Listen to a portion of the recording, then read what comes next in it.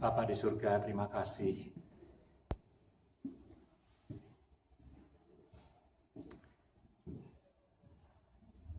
Terima kasih Tuhan, kami ada seperti kami ada sekarang ini. Tuhan tahu apa yang terbaik untuk kami. Tuhan punya rencana yang indah dalam kehidupan kami. Dan kami bersyukur Tuhan. Untuk setiap keadaan dan setiap situasi yang kami hadapi saat ini, yang kami harus jalani saat ini, Tuhan. Karena kami yakin sesuai dengan firman Tuhan, Engkau tidak pernah meninggalkan kami. Meskipun kami merasakan ketidaknyamanan, tapi kasih sayang Tuhan tetap tersedia bagi kami. Meskipun kami harus menghadapi berbagai kesulitan, tetapi Tuhan selalu menyertai dan tidak pernah meninggalkan kami. Dan meskipun kami merasa kami ada dalam waktu yang salah dan tempat yang salah, tetapi Tuhan tidak pernah bersalah di dalam merancang kehidupan kami. Terima kasih Tuhan Yesus untuk hal itu. Terima kasih. Sebentar kami akan mendengar firman Tuhan. Kami minta sekali lagi supaya Roh Tuhan berbicara kepada setiap kami secara pribadi. Ayo berdoa, minta kemurahan, supaya Roh Tuhan juga boleh mengubah hidup kami melalui firman. Berikan kami kerendahan hati, hati yang berserah kepada Tuhan, hati yang tunduk pada firman Tuhan. Urapi hamba-Mu, pakai hamba-Mu untuk beritakan firman-Mu ya Tuhan. Di dalam nama Yesus kami berdoa. Amin. Selamat sore Bapak Ibu sekalian. Selamat sore. Ada yang mau bersaksi? Ya, saya mau bersaksi ya sebelum menyampaikan firman Tuhan. Saya membaca sebuah buku. Lately saya banyak baca buku. Saya baca sebuah buku. Saya beri judul dulu kesaksiannya ya. Kesaksiannya itu kira-kira adalah mengajak kita untuk bersyukur terhadap keterbatasan ya dalam hidup kita, ya limits, to accept limits dalam hidup kita, bukan cuman menerima tapi bersyukur untuk berbagai macam limits atau keterbatasan dalam hidup kita. Biasanya limits itu kita sesali. Kok aku enggak bisa berbuat itu ya? Nah, kok aku enggak bisa nyanyi ya? Itu limits. Kok aku enggak bisa main musik? There's limits. Kenapa kok aku enggak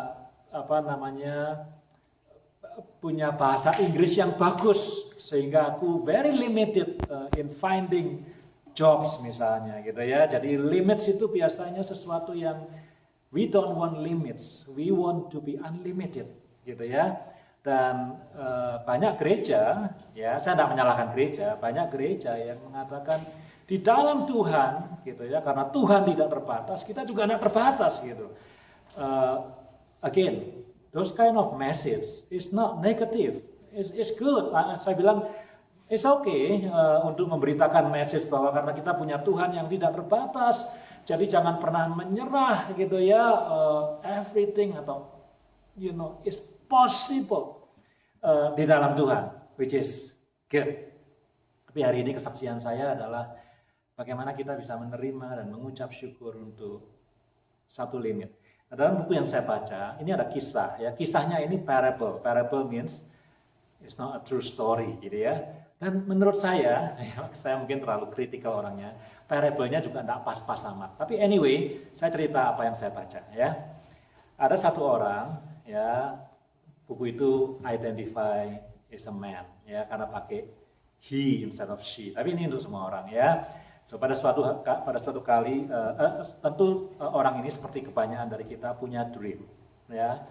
Nggak tahu dreamnya apa. Kalau di Indonesia barangkali, what is your dream? I want to be a doctor, I want to be a pilot, I want to be a president. That's a common dream. Kalau kita tanya kepada orang-orang di Indonesia, I want to be a rich person, ya bisa juga. I want to win a Nobel Prize. Yeah, I want to be Olympic gold medalist misalnya. Ini kan Olympic baru selesai nih ya hari ini ya. So dream ya, orang ini punya dream. The only thing is dia nggak tahu kapan dia bisa mulai mengusahakan supaya dia bisa getting that dream, dan dia juga nggak punya modal gitu. Tapi dia punya dream ya. Ya orang yang bilang I want to be a doctor juga nggak punya modal kan. Misalnya umur 10 tahun, wah cita-citamu apa? Aku pengen jadi dokter.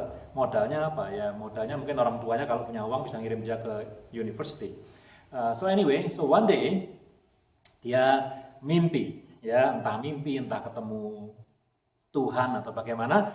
Lalu Tuhan bilang begini atau malaikat bilang begini, hey, this is the time for you to go to start so that you will get your dream. Okay, so tomorrow kalau kamu wake up dari tidur kamu harus pergi. Itu malaikat, itu Tuhan sudah ngasih petunjuk, kamu harus pergi kemana, jalan. Mulai besok. Kalau kamu tidak berangkat besok, if you don't start tomorrow, that opportunity will be gone. Jadi has to be tomorrow, gitu. Ya, kalau enggak hilang kesempatannya. Oke ya, jadi dia bangun tidur sesuai dengan instruksi dari Tuhan atau dari malaikat yang ngomong sama dia dalam mimpinya itu, kemudian dia pergi. Ya, petanya sudah jelas, directionnya sudah jelas, dan dia harus melewati. Tentu ini saya cerita dengan mendramatisir ya. Dia harus melewati satu suspension bridge. He has to cross the bridge. Jurangnya dalam sekali ya. Bridge-nya is not that scary. It's just normal bridge ya, suspension bridge. Kalau pernah kan kalau di Banff gitu ya, jalan-jalan di suspension bridge gitu yang sedikit goyang-goyang gitu. Tapi not that scary ya. You just have to cross gitu.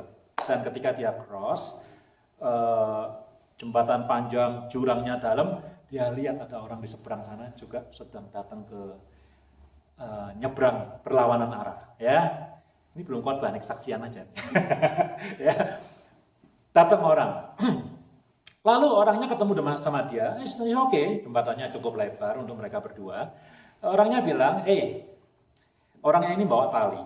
Ya, tali gitu ya, dan talinya itu yang satu diikat di pinggangnya dia, dan kemudian dia bilang sama orang yang tadi mimpi mau reaching, dia punya dream itu, tolong pegang ujung satunya ini.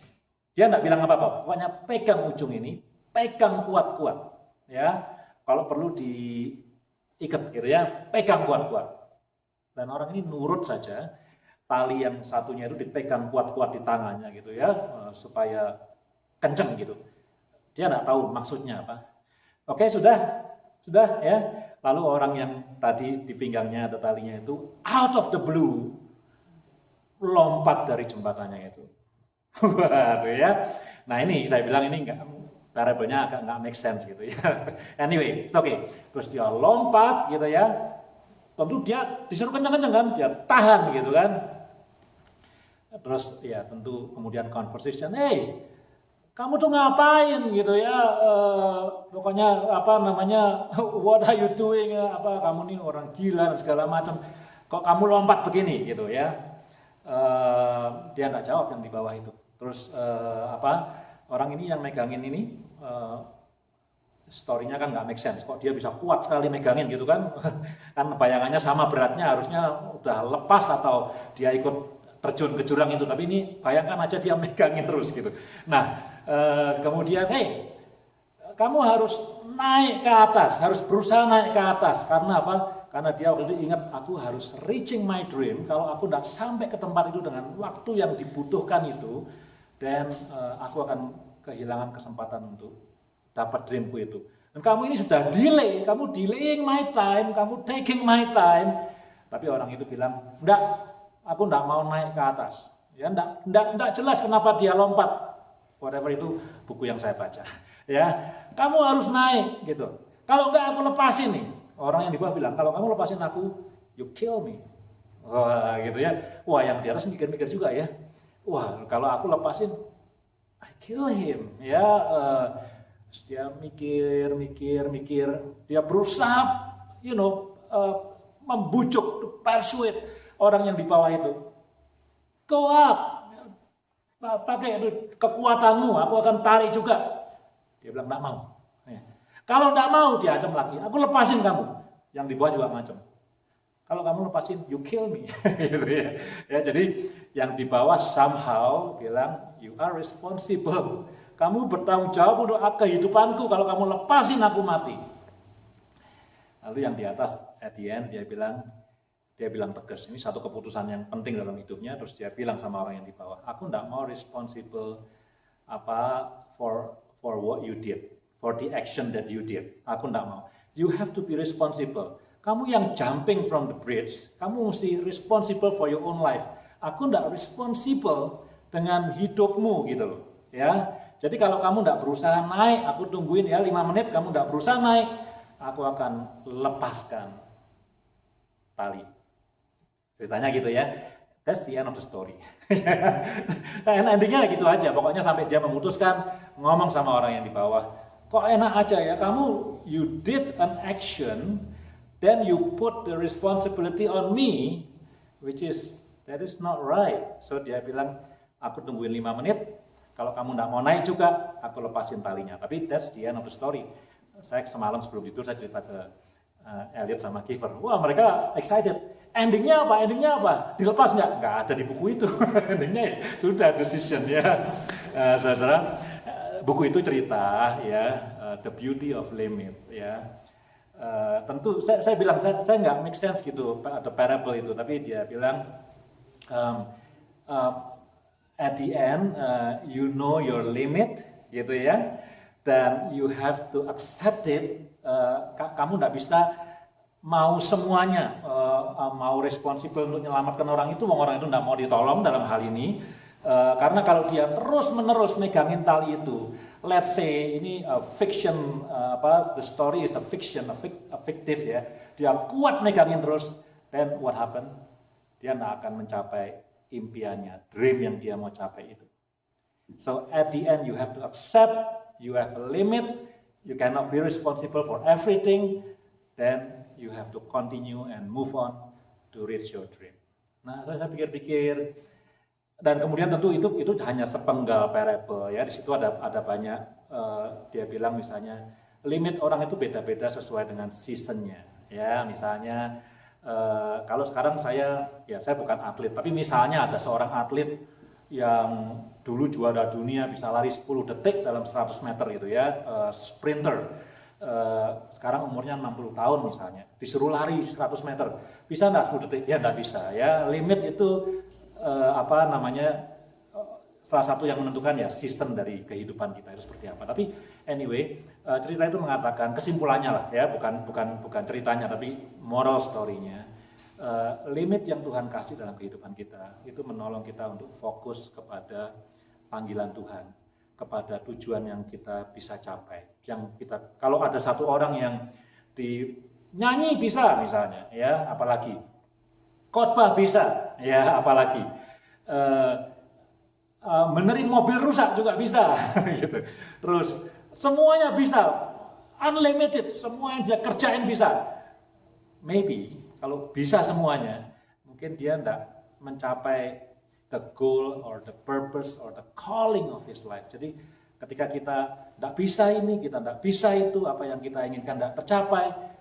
Nah, buku itu mengajak kita. Bukan pasrah ya, buku itu akan bilang juga, ada juga limit-limit yang harus di breakthrough. Tapi buku itu mengajak kita to many things yang kita itu limited. Ayo kita bersyukur kepada Tuhan. Karena limit-limit itu directing us, atau membawa kita, bring us to the right place, to the purpose, to the goals of our life, to the calling of our lives. Itu sharing saya, saudara ya. Sekali lagi bukan untuk pasrah, oh ya sudah saya tidak usah berjuang, kalau tidak bisa bahasa Inggris ya tidak usah belajar bahasa Inggris, bukan itu maksud saya. Tapi instead of cursing limits, buku itu mengajar kita untuk yuk kita accepting and giving thanks for limits yang Tuhan itu kasih dalam kehidupan kita. Oke? Nah, mari kita buka Alkitab kita. Ini baru mulai khotbahnya. Markus pasal yang ke-12. Hari ini saya akan menyelesaikan Markus pasal ke-12. Minggu depan Markus 13, jadi satu hari saja, satu minggu tentang akhir zaman. Dan kemudian minggu depannya lagi itu the beginning of Lent. Di House for All Nation, Lent itu Markus pasal ke-14 dan 15. Kita semua sama, bahas ayat yang sama di semua kampus gitu ya. Jadi hari ini bagian terakhir dari Markus pasal yang ke-12 dan kemudian minggu depan kita lihat mengenai akhir zaman, Markus pasal yang ke-13 ya, Markus pasal yang ke-12 ya.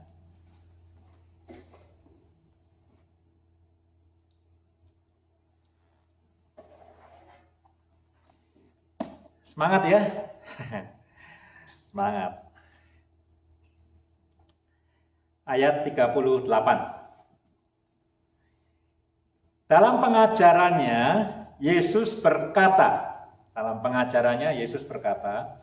hati-hatilah terhadap ahli-ahli Taurat.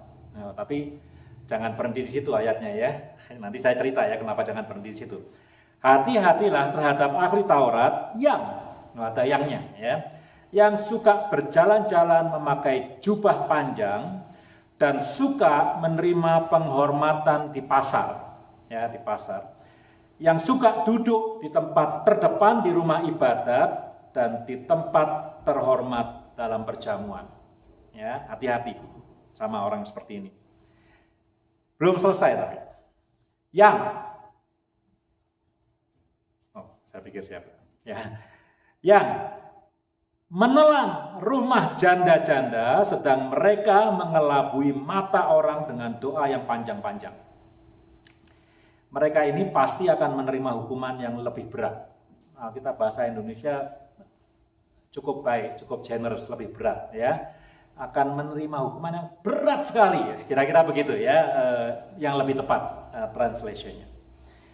Pada suatu kali, ayat 41, Yesus duduk menghadapi peti persembahan dan memperhatikan bagaimana orang banyak memasukkan uang ke dalam peti itu. Ini enggak peti, ada piring di belakang itu ya.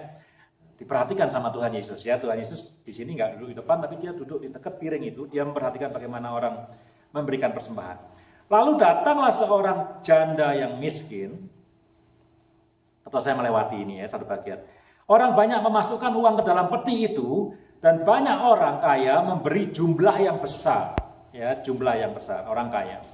Lalu datanglah seorang janda yang miskin dan ia memasukkan 2 peser, yaitu 1 duit. Jadi 1 peser itu setengah duit, gitu ya. Maka dipanggilnyalah murid-muridnya dan berkata kepada mereka, aku berkata kepadamu, sesungguhnya janda miskin ini memberi lebih banyak daripada semua orang yang memasukkan uang ke dalam peti persembahan. Sebab mereka semua memberi dari kelimpahannya, tetapi janda ini memberi dari kekurangannya, semua yang ada padanya, semua, ya, yaitu seluruh nafkahnya itu diberikan kepada Tuhan. Ya, ini khotbah ya. Pertama, ahli Taurat itu ahli agama, ya. Mungkin tidak terlalu berlebihan kalau hari ini ya pendeta, ustadz kalau di agama yang lain, atau biksu kalau di agama yang lain juga. Jadi ahli Taurat, ahli agama. Taurat itu Taurat Tuhan itu hukum ya, hukum untuk orang-orang Yahudi. Jadi selain dia ahli agama, dia punya otoritas untuk menafsirkan hukum Taurat. Ya, jadi dia punya otoritas. Biasa dia berpendidikan, ya dia sekolah mengenai hukum Taurat. Jadi bukan asal pinter khotbah, tapi dia sekolah. Ahli Taurat jarang yang muda, ya biasanya ada usia, ada jenggotnya, ya. Meskipun ahli Taurat tidak sama dengan tua-tua orang Yahudi, tapi related, dua-duanya dihormati. Nah, tua-tua atau penatua, saya pernah jelaskan di jemaat ini dalam perjanjian lama, dalam bahasa Ibrani, itu disebut saken, bahasa Ibraninya saken. Saken itu literally itu berjenggot. Jadi kalau belum berjenggot, belum bisa disebut tua, kira-kira gitu ya. Jadi orang tua, jadi bukan orang muda. Yesus kan umurnya 30 tahunan, relatif muda. Jadi kalau mau jadi ahli Taurat, jadi pemimpin tua-tua dari agama orang Yahudi, perlu usia dalam imajinasi saya ya 50 tahun ke atas, kira-kira begitu ya. Zaman dulu juga kalau kita lihat pendeta yang senior zaman dulu loh ya, 50 tahun ke atas, tapi zaman sekarang banyak pendeta muda yang pendeta senior ya. Zaman kita berubah ya, tapi di 2000 tahun yang lalu ahli Taurat orang yang dihormati, orang yang sekolahan, pinter agama, rohaniwan ya, public figure gitu ya. Salah enggak ahli Taurat? Jadi ahli Taurat salah enggak? Ya enggak salah lah. Itu profesi yang mulia ya, profesi yang baik ya. Ezra, kalau tahu Ezra ya, Ezra dalam perjanjian lama, he was ahli Taurat, dia ahli Taurat ya, Ezra ahli Taurat. Jadi kalau kita membayangkan ahli Taurat, biasanya orang Kristen yang sudah lama jadi Kristen gitu ya, di otaknya itu selalu negatif. Ahli Taurat negatif gitu ya. Orang Farisi negatif. Ya memang karena ketika Yesus datang ke dunia ini dan hidup di dunia ini, mereka jadi musuhnya Tuhan Yesus. Jadi negatif, di otak kita negatif. Tapi kalau mau tahu ahli Taurat yang positif, Ezra, dia tokoh reformasi yang paling besar dalam sejarah Yahudi. Itu Ezra. Ya, bait suci runtuh dibangun kembali. Ya, penting dalam perjanjian lama karena ketika bait suci runtuh, kehidupan agama orang Yahudi juga runtuh. Jadi Ezra itu membangun kembali bukan hanya bait suci secara fisikal, tapi juga kehidupan rohani orang Yahudi. Jadi ahli Taurat is not necessarily bad, ya. Nah kebetulan tuh kalau kita ngomong sebagai orang awam, tapi tentu bukan kebetulan, Yesus datang ketika banyak ahli Taurat yang corrupt, yang brengsek gitu ya. Brengseknya di mana? Bukan karena mereka berbuat kriminal dan segala macam, tapi karena mereka kemudian fokus kepada ritual dan kemudian melupakan kesaksian hidup yang benar. Itu yang disebut oleh Tuhan Yesus, kamu itu munafik, ya, ular beludak. Ya, Yesus datang ke dunia ini di saat situasinya para pemimpin agama Yahudi itu hidup dalam kemunafikan. Ya, tapi ya kebetulan oleh orang awam, tapi bukan kebetulan, sudah dirancang oleh Tuhan bahwa Yesus harus lahir dalam situasi yang seperti itu. Nah, jadi saudara, ketika Tuhan mengatakan waspadalah kepada ahli Taurat, gitu ya, jangan berhenti di situ. Ahli Taurat yang apa nih? Ya, kan ada terusannya. Yang nomor 1 adalah ahli Taurat yang mencari popularitas. Ya, betul kan? Ya kan? Dia pakai jubah, ya memang itu seragamnya dia. Ya, dia pakai jubah karena memang itu seragamnya dia. Tapi katanya apa? Dia di tempat-tempat publik disebut oleh Alkitab kita di pasar, ya, di ruang ibadah dia duduk paling depan, gitu ya. Dia ingin kelihatan menonjol, dia ingin populer, dia ingin dihormati. Mesti hati-hati kalau lihat orang yang seperti ini.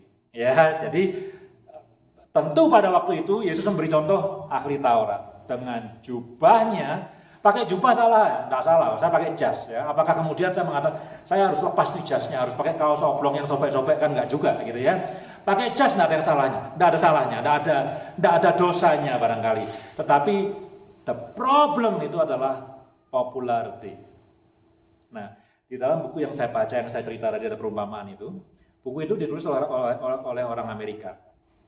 Oleh orang Amerika keturunan Itali, ya. Tapi dia lahir di Amerika. Dia pendeta yang sukses artinya gerejanya growing gitu ya, growing fast gitu. Pokoknya sukses lah, nulis banyak buku dan segala macam. Nah, dia dalam buku itu dia mengkritik North American Christianity, kira-kira gitu ya. Dia mengkritik.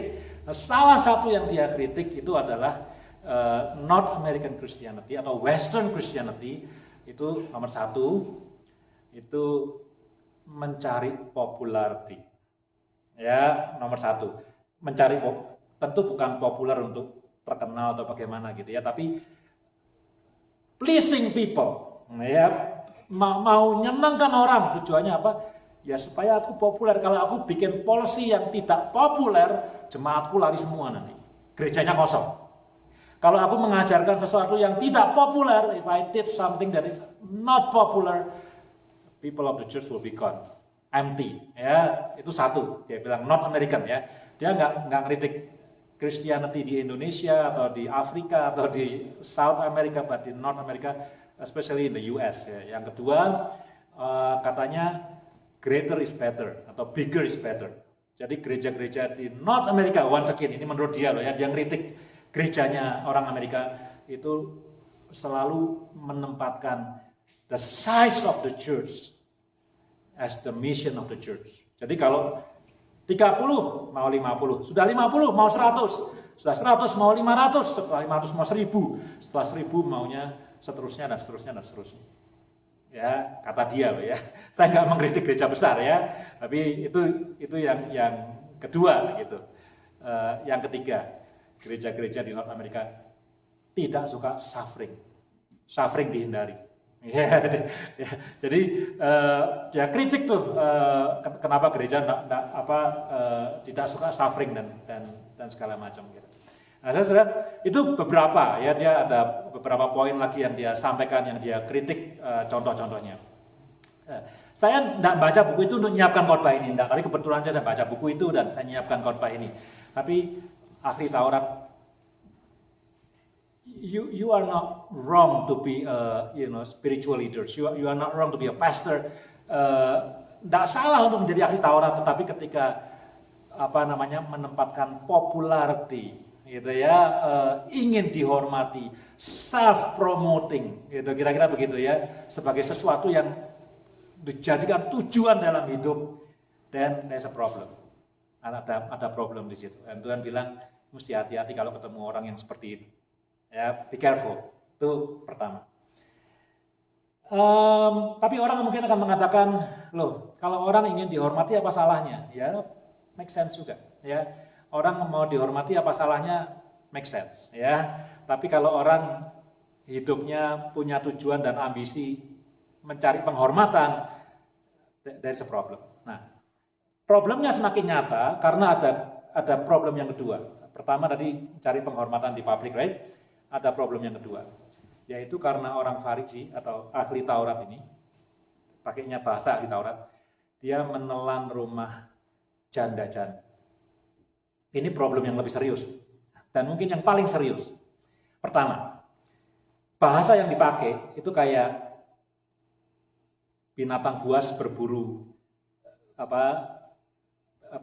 karnivora, tahu ya, kalau di Amerika. Di Afrika tuh ya, ada singa ya, berburu zebra atau berburu rusa atau berburu water buffalo atau whatever gitu ya. Banyak tuh videonya di YouTube, dilihat aja. Maka yang diburu itu adalah selalu yang paling lemah atau yang sendirian. Ya, that's a very good illustration. Jadi yang masih kecil, yang nggak bisa lari kenceng. Kalau singa itu sebenarnya takut ya, kalau ada binatang segerombol besar dia takut, maka dia akan cari yang paling belakang. Dia nggak bisa kalau mereka bersama-sama dan kompak itu susah diserang.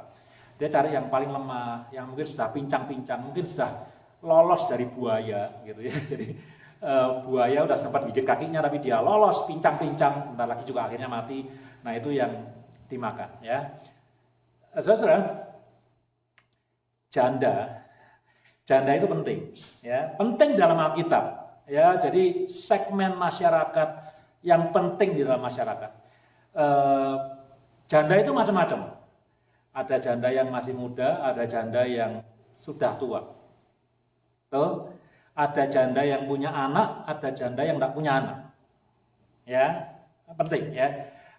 Yang paling lemah itu adalah janda yang sudah tua dan tidak punya anak. Itu paling lemah. Dia tidak punya akses sosial. Jadi kalau dia tidak punya anak dan dia sudah tua, dia tidak punya akses sosial. Nah, kalau saudara mau tahu kisah yang paling dekat, itu kisahnya Naomi. Ya, Naomi janda. Naomi dalam perjanjian lama. Naomi itu janda. Ya, dia tidak punya suami dan kedua anaknya laki-laki mati. Dia tidak punya akses sosial. Dia harus ditebus, dia harus diadopsi oleh orang lain supaya dia bisa hidup kembali ya, bisa kerja lagi, bisa, kalau enggak dia statusnya enggak jelas gitu. Ya, dia enggak berhak untuk tanda tangan, dia enggak, meskipun dia bilang suamiku punya tanah 5 hektar, dia enggak bisa berbuat apa-apa, dia enggak bisa jual tanah itu. Dia enggak punya akses ke situ. Kalau dia punya anak laki-laki masih untung. Anak laki-lakinya itu yang bisa jual tanahnya itu, yang jadi ahli waris. Gitu, ya. Kalau dia punya anak perempuannya enggak punya akses, tapi mantunya yang laki-laki dia punya akses. Ya apa boleh buat, pada waktu itu memang perempuan enggak sehebat sekarang gitu ya, maksudnya apa? Secondary gitu. Semua laki-laki gitu. Jadi kalau ada seorang janda pasti enggak punya suami dan tidak punya anak laki-laki dan enggak punya mantu laki-laki yang mau berbakti sama dia, wah celaka dia. Celaka sudah. Paling lemah ini. Kalau di gerombolan zebra tadi ini sudah paling belakang yang sudah setengah luka ya, sudah tidak bisa lari kenceng lagi. Orang Farisi ini ngerampas rumah-rumah mereka. Mereka tidak bisa apa-apa. Mereka tidak bisa mempertahankan rumahnya karena apa?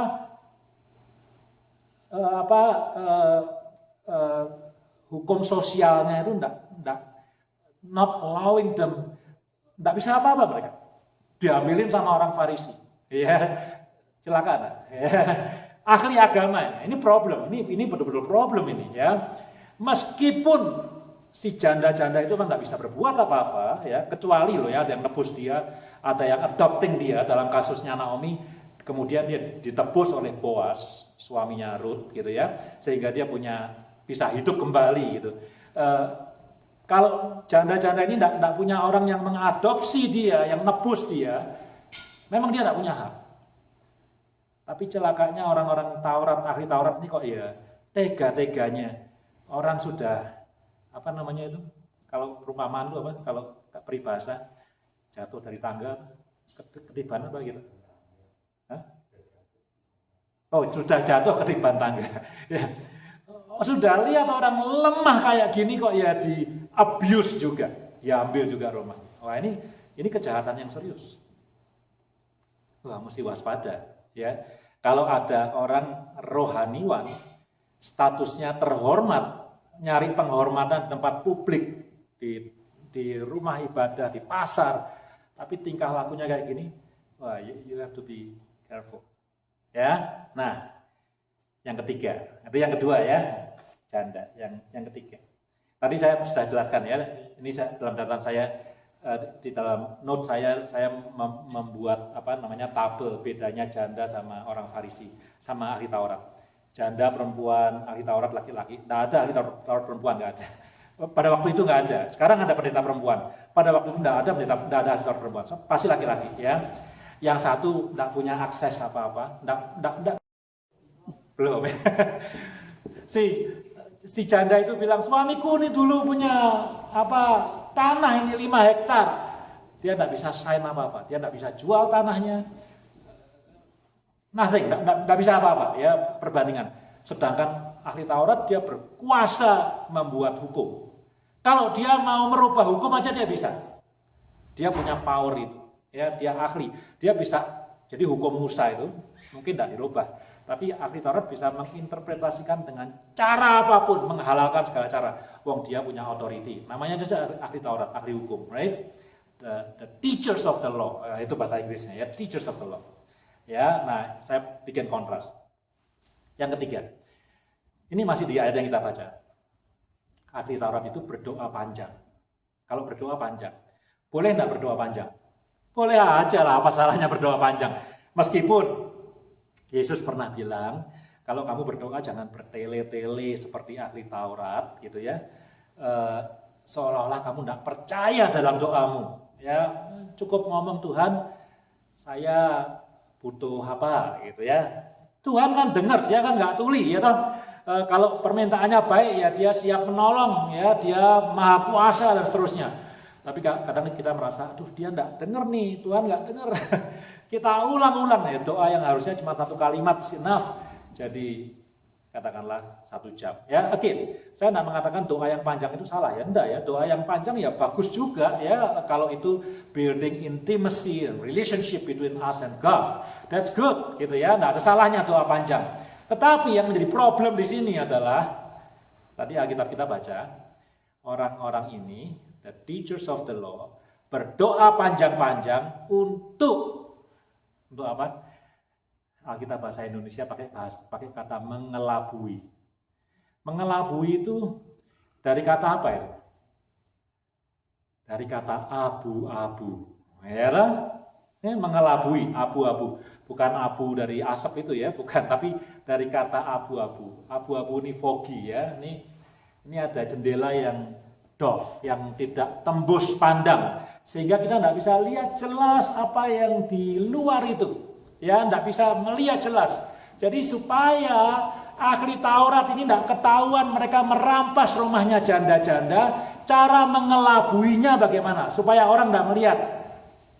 Doanya yang panjang-panjang, supaya orang lihatnya, wah, he is so spiritual. Kalau doa panjang, ya kalau yang doa pendek kan, ini doa aja belum bisa nih ya, payah doanya pendek, gelagapan. Tapi kalau lihat orang doanya panjang, kata-katanya tersusun dengan baik, orang bilang, wow, he must be a very spiritual leaders. Orang respect sama mereka. Tapi mereka melakukan itu untuk membuat kejahatan mereka itu menjadi abu-abu. Gitu ya. Orang bisa mengganti mengelabui dengan menipu. Tapi saya suka mengelabui. Membuat yang jelas-jelas merampas rumahnya janda-janda, dibikin abu-abu. Oh enggak kok, dia enggak jahat. Lihat tuh doanya bagus banget, khotbahnya bagus banget. Kalau nyembah Tuhan, tangannya diangkat dan segala macam. Untuk apa? Untuk membuat kejahatannya jadi abu-abu. Jelas-jelas merampas rumahnya orang, tapi orang kemudian gara-gara doanya yang panjang, gara-gara khotbahnya yang bagus, gara-gara jasnya yang rapi, gara-gara semua yang baik-baik itu kemudian oke, dia enggak jahat kok. Dia itu orang rohani. You know what I mean, ya. Kalau mau pakai kata menipu ya boleh-boleh juga ya. Tapi saya suka mengelabui, membuat sesuatu jadi abu-abu. Itu problem yang ketiga. Nah, saudara, Yesus bilang sama murid-muridnya, "Ibu mesti hati-hati kalau lihat ahli Taurat." Ahli Taurat sih oke-oke aja saya bilangnya, tapi ahli Taurat yang seperti apa? Yang, kalau dalam bahasa Indonesia itu yang mencari popularitas. Ya, dia serving as the teachers of the law, bukan karena dia mau teaching the law, bukan karena dia menyadari tugasnya itu teaching the law, tapi dia seeking popularity. Bayangin ya, bagaimana jika seseorang yang hidupnya itu atau pekerjaannya itu related to the law, tetapi at the same time his ambition is seeking popularity. Law-nya kayak apa? Wah, law-nya bisa diobrak-abrik, right? Law-nya bisa diputar balikkan. Karena apa? His ambition is popularity. His ambition is people come and praise him, menyembah dia, menghormati dia, senang sama dia, gitu ya. Bayangin. Kalau kita misalnya direktur, kita seeking popularity, ya masih oke lah. Ya enggak oke juga ya, karena oke-nya apa? Nanti kita akan rekrut karyawan yang senang sama kita. Kalau karyawannya yang protes, kita pecatin semua. Ya, enggak baik. Kalau kita penyanyi seeking popularity ya boleh lah ya, Michael Jackson ya, itu zaman saya dulu. Sekarang siapalah.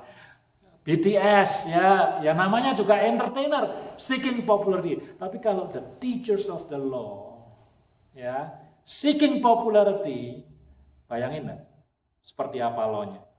Wah, kacau balau. Karena apa? Karena dia cari popularity, dia bukan ingin menegakkan hukum, tapi cari popularity.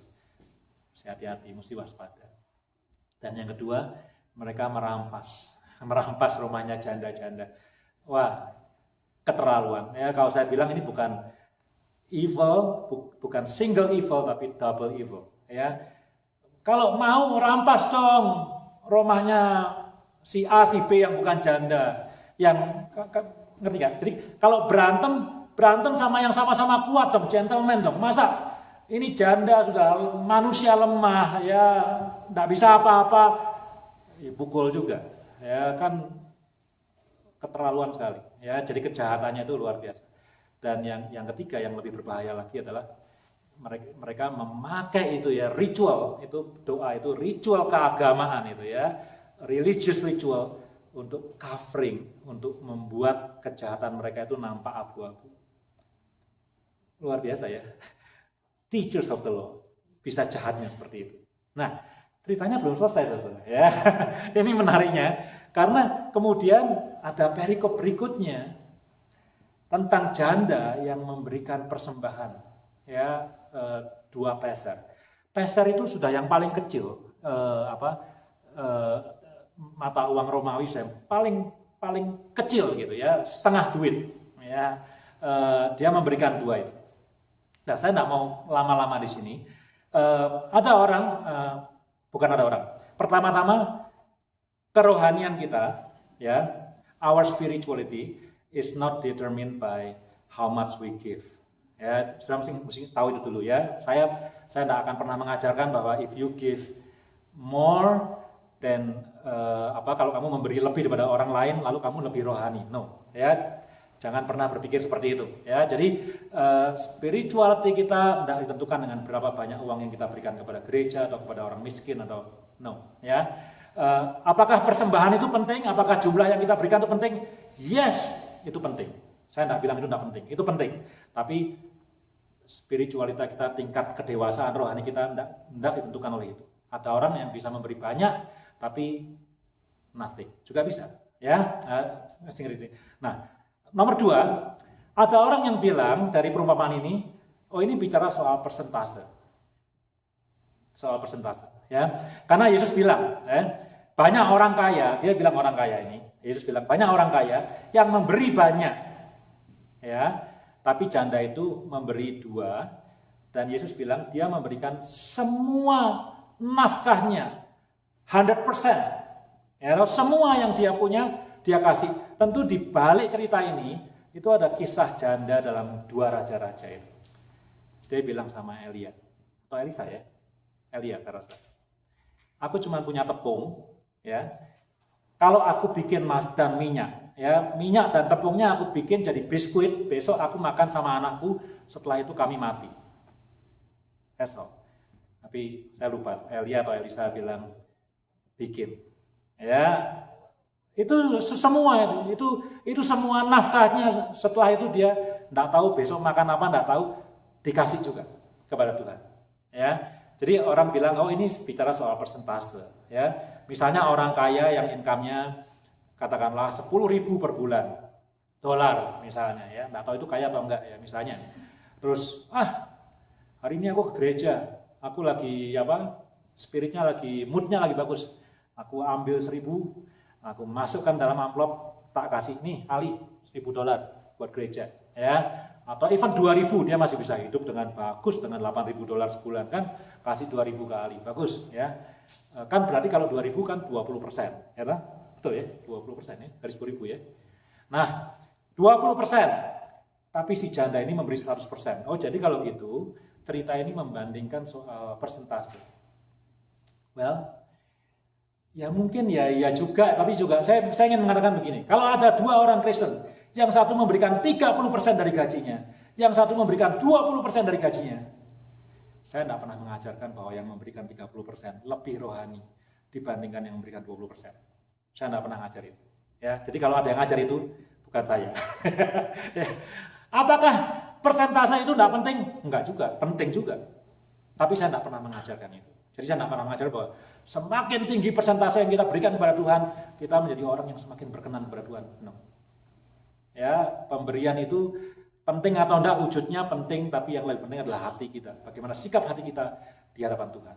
Ya. Nah, saya pikir ini bukan soal jumlah yang pertama, kita semua tahu. Ini bukan soal persentase, tapi ini soal the whole. Semuanya. Jadi kalau semuanya itu bukan persentase, tidak ada bandingannya.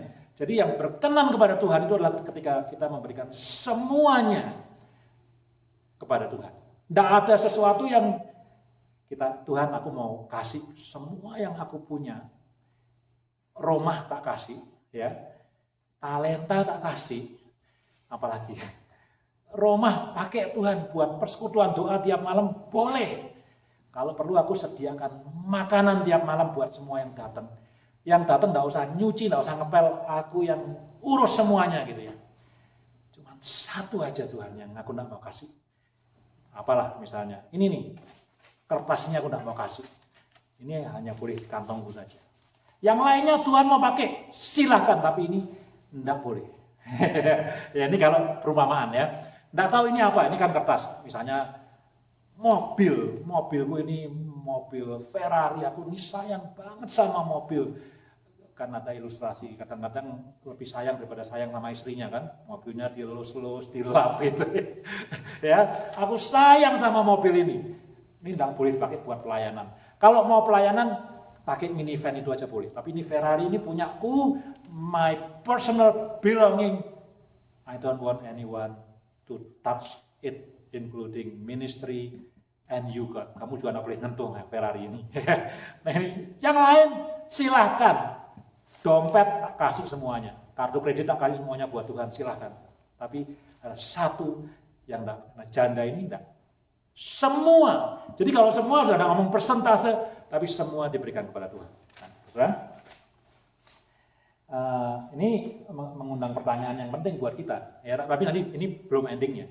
Ya, kita yang sudah melayani Tuhan, ya, tidak tahu melayani pujian, melayani multimedia, Bible study, khotbah, melayani apa saja ya kepada orang miskin. Kita merasa I have done this, I have done this and this, I have done this and this and this, I have done 5 items, I have done so many items. Hari ini ada waktunya kita bertanya, ada nggak sesuatu dalam hidup kita yang kita nggak kasih kepada Tuhan? Ya, yang kita, Tuhan, you can use whatever you want to use, but not this one. Cuman ini aja yang aku nggak mau kasih kamu. Atau mungkin nggak cuman ini dan ini aku nggak mau kasih kamu. Atau, dan ini mungkin bukan uang loh, ini mungkin something else. Aku nggak mau ini dan ini. Kisah ini luar biasa karena janda ini memberikan semuanya. Ya, jadi artinya apa? Kalau Tuhan minta itu, ya aku kasih juga itu. Gitu. Ya. Nah, saudara, that's the story, right? Nah, sekarang saya mau closing, right? Mau closing. Closingnya adalah ini. Ini mungkin saudara bisa kaget, bisa nggak kaget. Janda yang memberi 2 peser itu, most likely adalah janda yang rumahnya dirampok sama orang ahli Taurat di perikop sebelumnya. Mungkin she is one of the victims. Janda miskin lagi, ya kan? Janda miskin. Nomor 1, nomor 2, orang kaya yang ngasih persembahan banyak itu, one of them, 2 of them, 5 of them might be teachers of the law yang kaya gara-gara ngerampas rumahnya janda miskin tadi. Itu isu yang besar dalam 2 kisah ini. Ya, bukan kebetulan perikopnya ditempetin gitu. Ya, kenapa nggak dipisah? Ini kan sebenarnya 2 cerita. Orang suka bilang ini ceritanya adalah soal satu memberi persembahan, satu soal dosanya orang Farisi. No, this is closely related. Nah, pertanyaannya, kenapa janda yang miskin itu, yang sudah dirampas rumahnya itu, kok ya masih harus ngasih persembahan di bait Allah? Who create the rules? Who make the laws? Ahli Taurat. Wow, ini luar biasa hebatnya nih kisah ini ya. Kita aja kalau ke gereja gitu, misalnya ada yang bukan jemaat, biasanya ya kalau di gereja-gereja, if you are not members of this church, you are not obligated to give, to do the offering. Itu biasa diucapkan di gereja-gereja.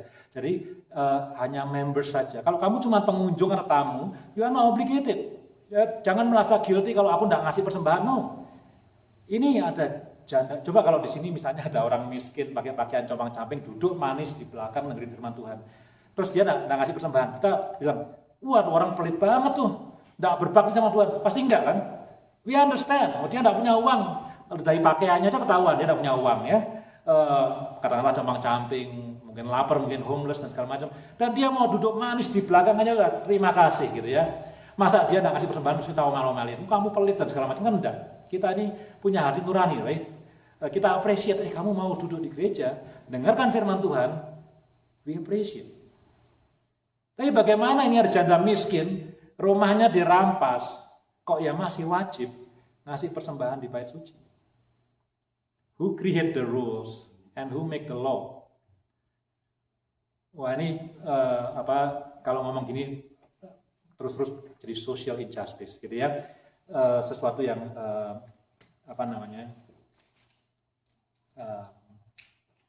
luar biasa kejamnya gitu ya. Nah tapi saya cuma share aja, kalau saudara mau belajar lebih jauh lagi dari firman Tuhan ini, itu situasinya. Jadi the widow most likely is one of the victims. Among the rich, di antara orang kaya yang ngasih uang banyak itu, ada ahli Taurat di situ. Dan pertanyaan yang paling penting adalah kenapa janda yang miskin ini masih harus memberikan persembahan di bait suci. Ya, nah, ini closing ya.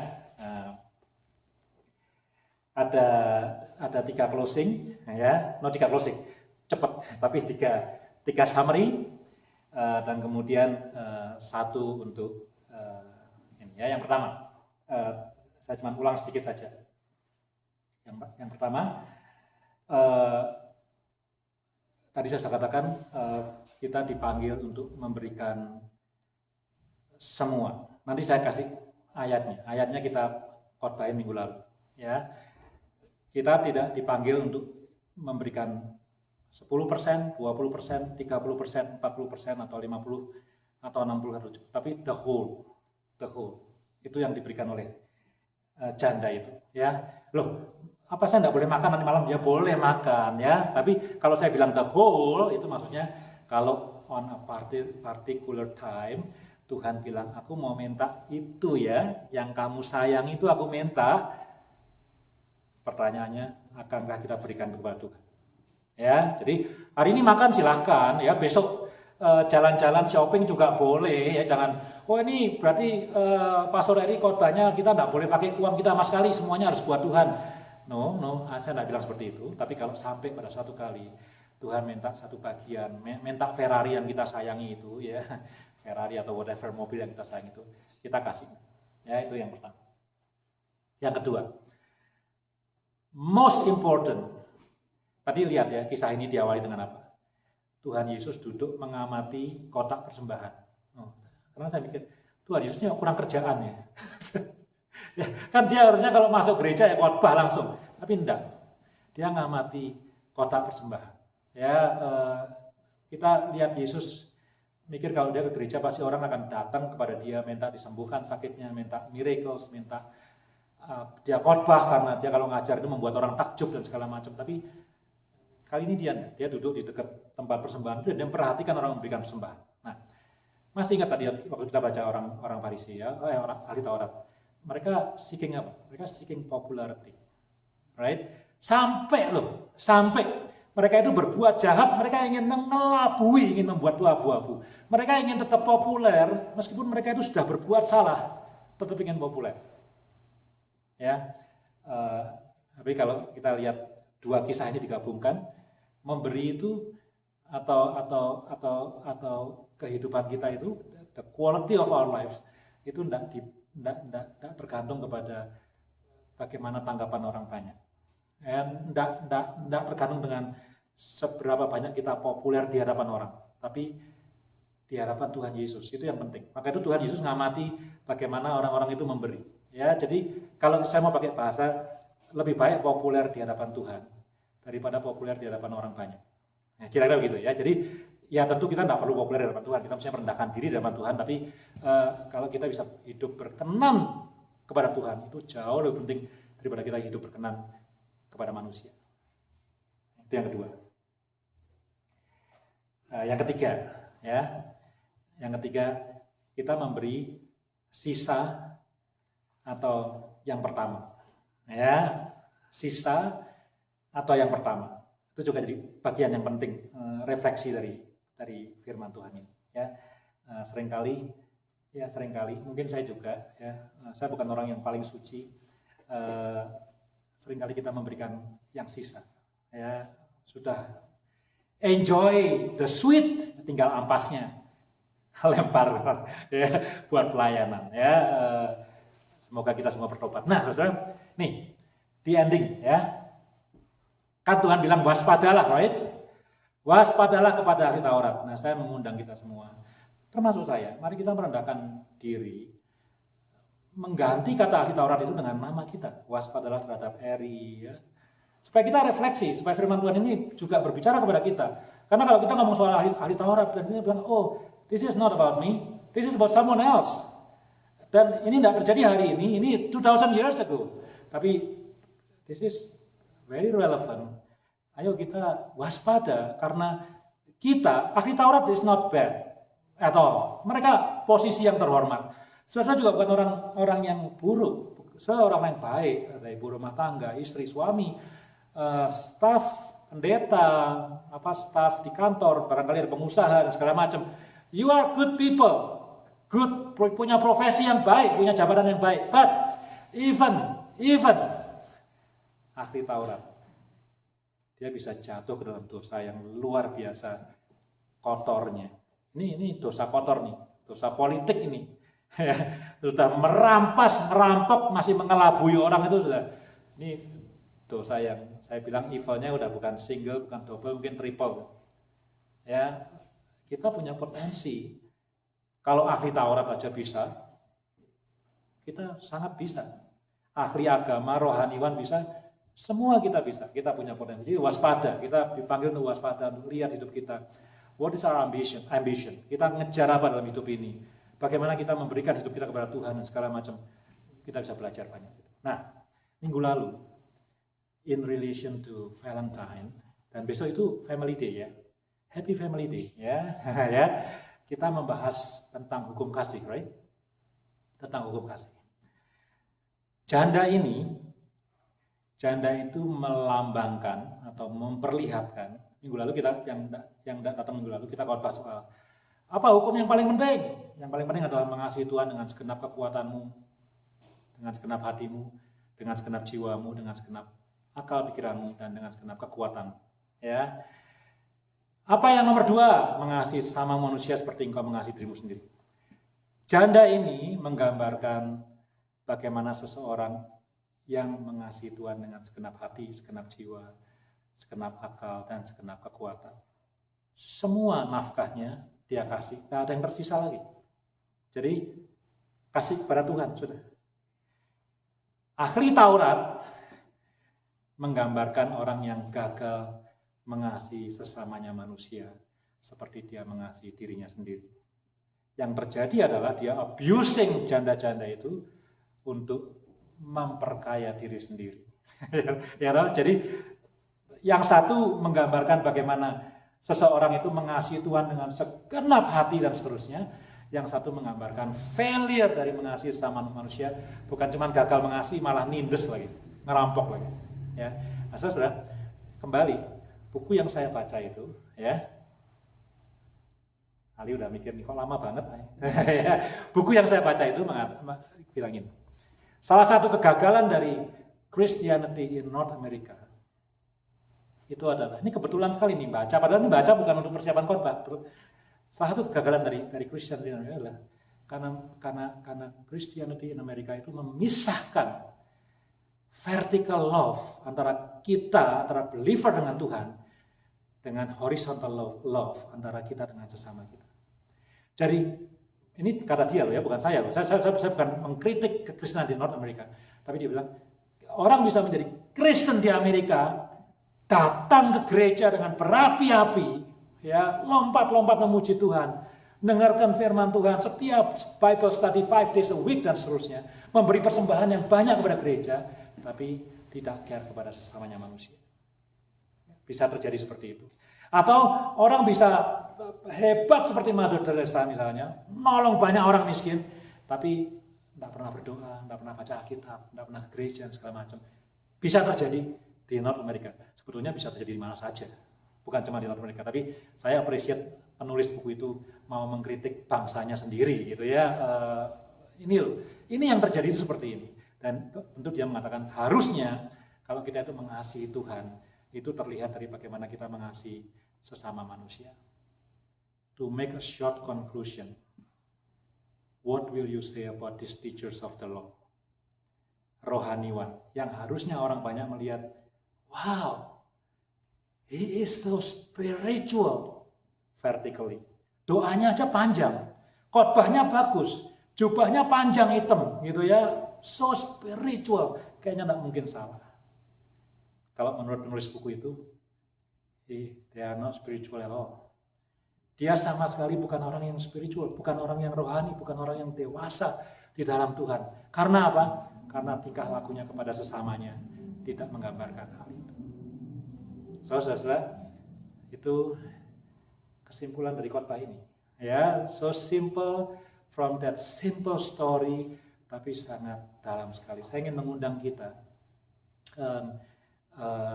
di akhir dari ibadah ini untuk perintah yang utama adalah mengasihi Tuhan yang segenap-genap dan seterusnya.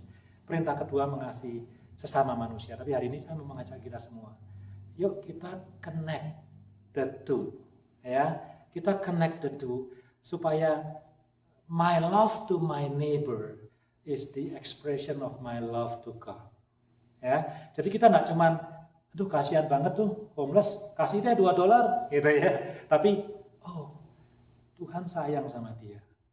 Apa yang Tuhan akan lakukan bagi dia, I will do that to him or to her. Wah, kalau seperti itu, hidup gereja ini dan hidup kita akan banyak berubah. Ya,